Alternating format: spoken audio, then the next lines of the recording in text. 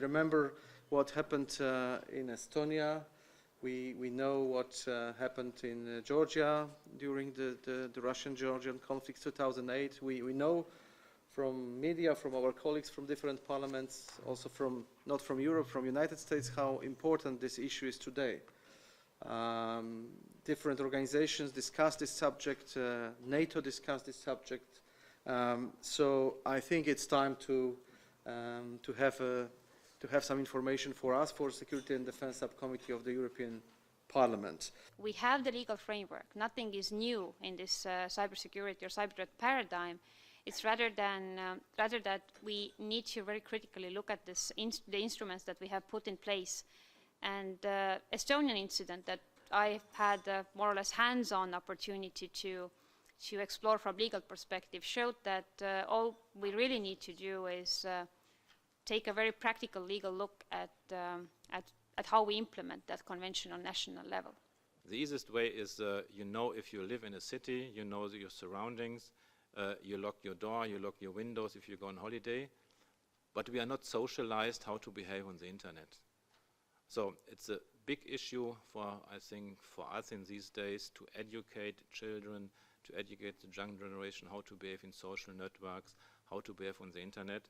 And if you have your normal human mindset, then it's the same safety and security as you have in the real world. So in this area, what ENISA does is making this awareness campaign.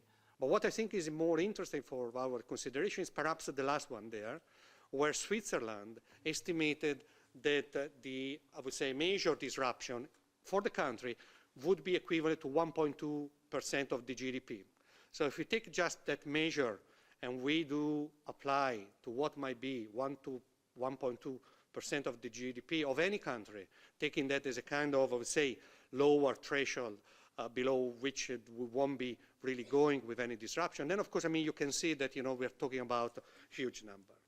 We've had a number of rather large, previously unknown, and then attacks of a dangerous scale in Estonia and Lithuania in 2007 and 2008 respectively. You have probably heard about them, particularly the attack in Estonia was rather damaging for Estonia and quite spectacular as well.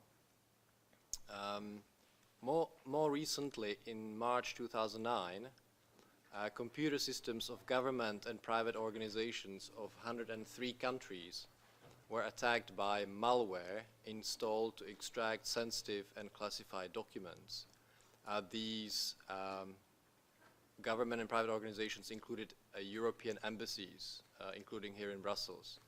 Legal instruments that are dealing with different aspects of exactly what this organization does as information security that we base on privacy and the overall legal framework of telecommunications.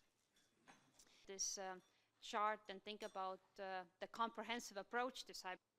And I want to bring it up because when you look at this chart, you see that when it comes to cyber warfare, then what constitutes an armed attack from cyber's perspective.